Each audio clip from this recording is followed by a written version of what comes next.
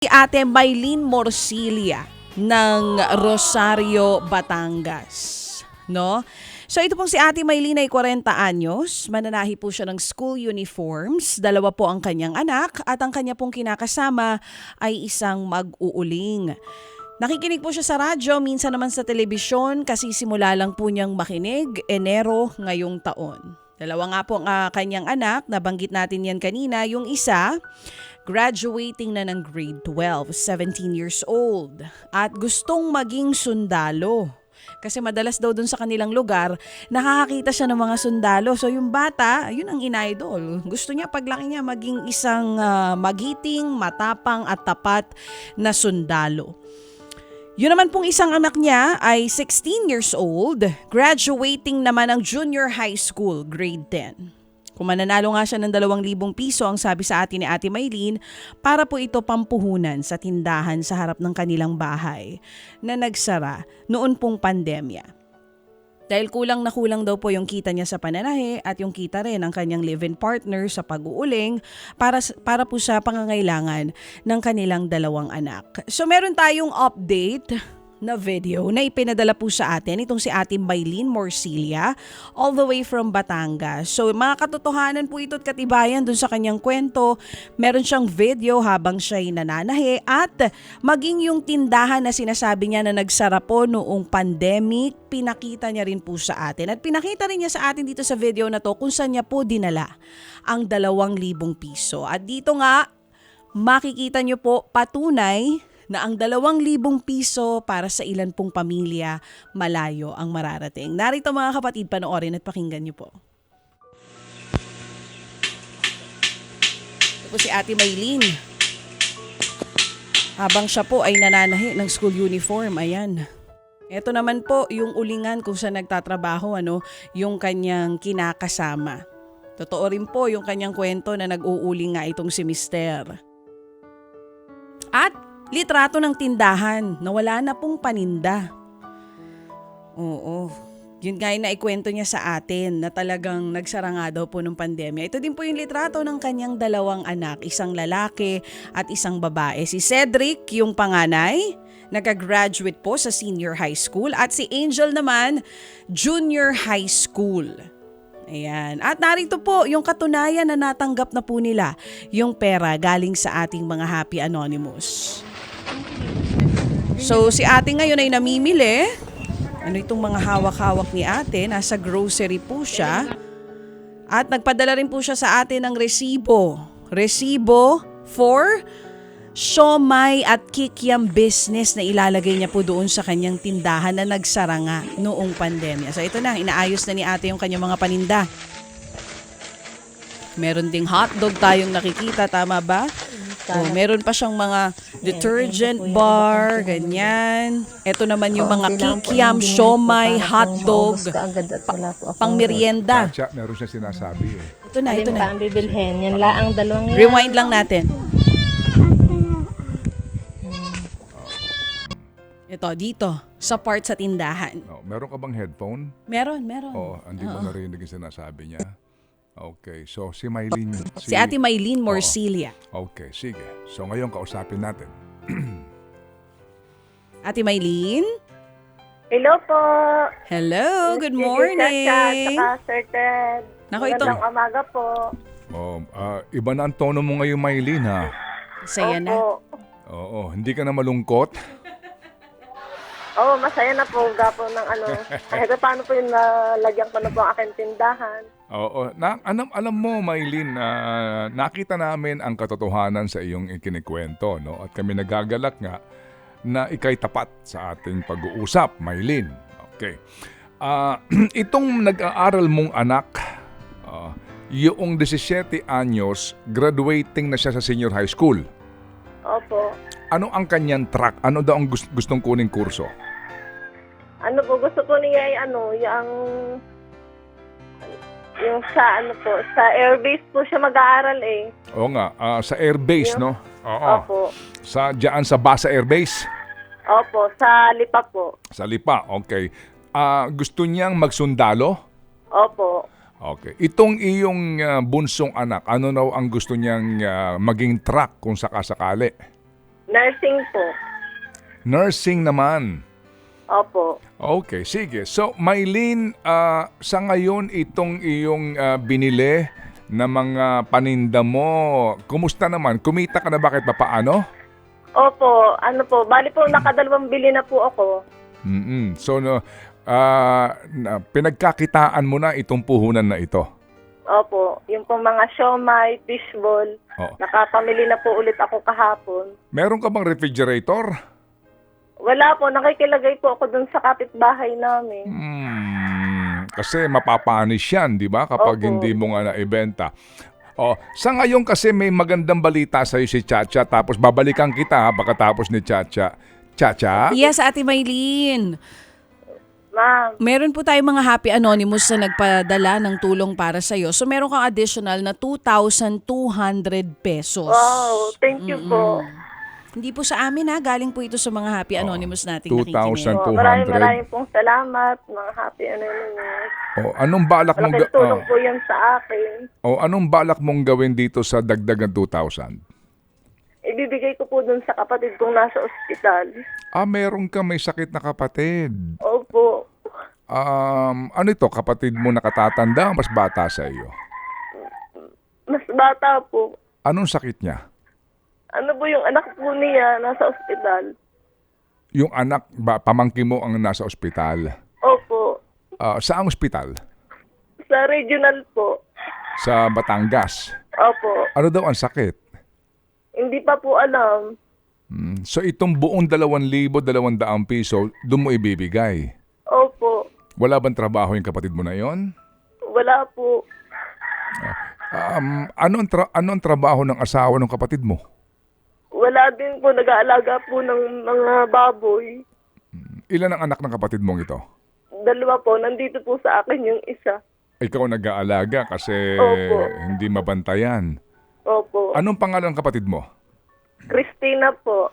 Babae ito, no? Babae. Opo. Sige. So itong buo ibibigay mo sa kapatid mo. Opo. Okay. Sige, ihiwalay natin Wala po ng pambili po ng pagkain nila doon.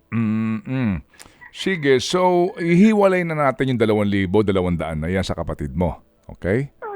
Sige. So, Maylin, ano pa ang kailangan mo dyan para mas umunlad ang iyong negosyo? Ano pang kailangan mo sa tindahan mo? Sa totoo lang po, gusto ko po sana madagdagan yung puhunan ko. Kaya lang gusto ko po sana yung kapatid ko muna po ang aking nabigyan. Sige nga, Maylin. Po. Ihiwalay ko na yung 2,000 sa kapatid mo. Kulang pa ba yun?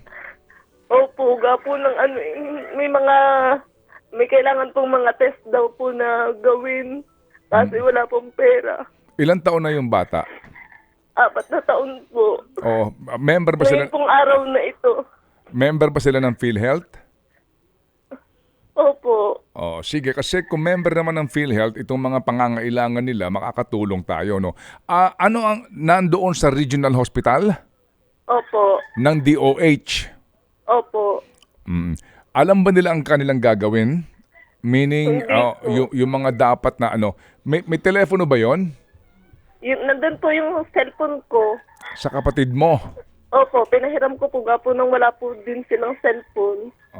Ganito, sige ha, itong aming staff tatawag doon sa kapatid mo, ihabilin mo na lang para sa ugnayan natin kung sakasakali man, no?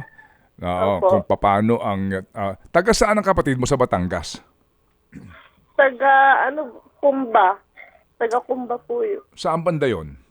Sa Batangas po, Kumba, Batangas. Anong bayan yon? Sa Ano anong... po, Anong parte ng Batangas? Oo. Hindi Sa ko po Rosario alam din? kung anong nila. Basta na taga Kumba po sila eh. Kaparehong bayan ng Rosario sa Batangas? Hindi po, sa Batangas po mismo. Okay, sige. So ganito,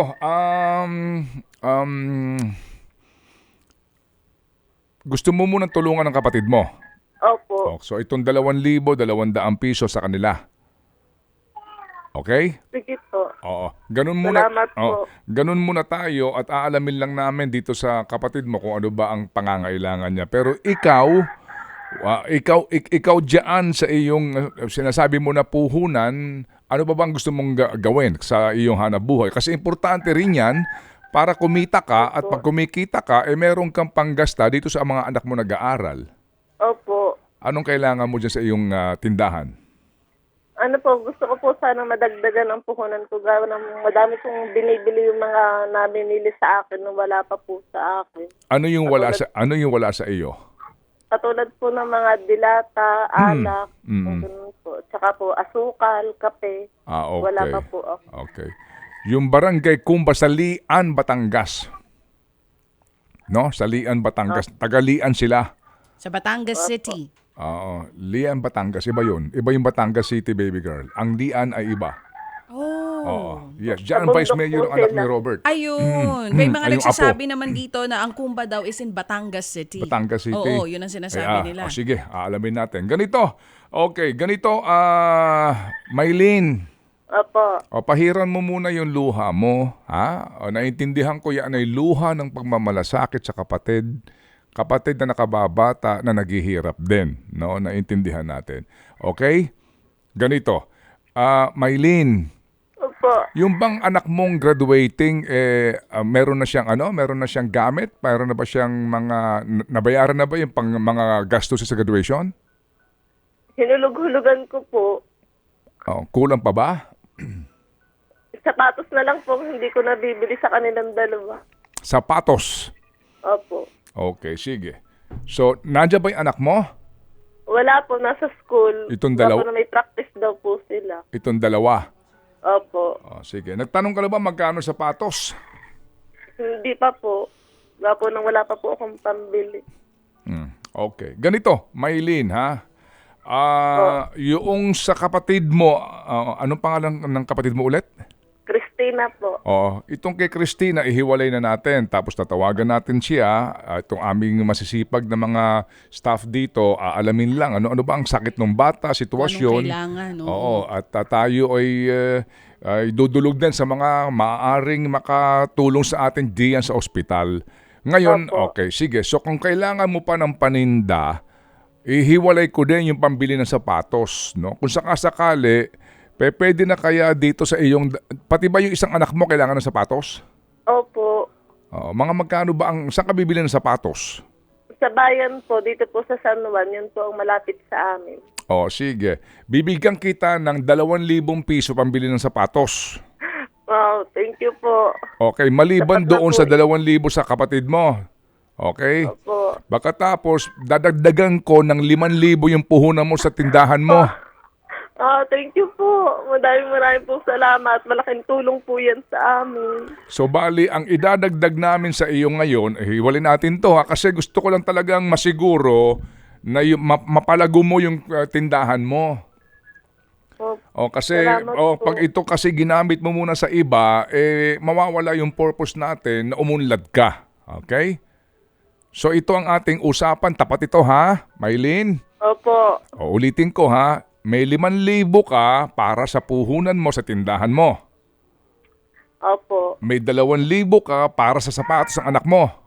Opo. May 2,200 ka para sa kapatid mo. Opo. Salamat po. Tapos yung staff namin tatawag sa kapatid mo para malaman lang kung ano ba sakit ng bata. Okay? At si Happy J nagpadala ng 1,000 pampuhunan din. Okay, Nitong sige. si Ate Maylin. Okay, sige. So, sa ismil na ang ipupuhunan mo para lumago ito. Itong aming adikain dito ay para umunlad ikaw sa iyong kabuhayan. Nakita naman namin ang katapatan mo at ang sipag mo at ang pagmamalasakit mo sa iyong kapatid. Okay? Okay, Maylin? Opo, salamat po. Yung kapatid mo, huwag mo masyado ding alalahanin na dahil kami naman dito hindi nangangako ng lahat kami aako pero tatawag muna kami para malaman ano ba sakit at paano ba siya mabibigyan ng referral doon sa ospital kasi nga member naman kayo ng PhilHealth, di ba? Opo. Ay, salamat. Okay. Maylin, so ang total mo na matatanggap ngayong araw na ito ay 9,200 pesos. Maraming po salamat sa mga Happy Anonymous po na nagbigay at nagtiwala po sa amin.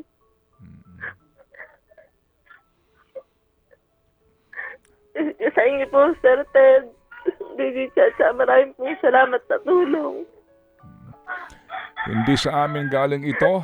Maylin, dinaan lang sa programa namin. Higit sa lahat, pasalamat tayo sa Panginoon dahil ang ang ating tanong sa iyo nung tayo unang magkakilala, ano ba ang aral na ating natutunan nung araw na iyo na nakinig ka sa aming programa at ito naging simula ng lahat, okay? Sige. Maylin. Salamat po. Oo. Maylin, salamat din sa iyong pagiging tapat sa amin at ang iyong ibinibigay din na inspirasyon ngayon. Ngayong araw na ito mismo, may ilang pang gustong tumulong sa iyo. Tatawag si Seth sa iyo para mag-update sa iyo. Okay? Salamat po. Salamat din, Maraming Maylin. po salamat. Salamat din, Maylin. Naunawaan ko ang luha mo na iyan. Pinagsamang luha ng pasalamat, saya, at luha din para sa iyong kapatid. Salamat na marami at sa iyong pamangkin. Thank you! Ted Filon at DJ Chacha. Ngayon, nasa Radyo 5, 92.3 News FM. Monday to Friday, 6 to 10 a.m.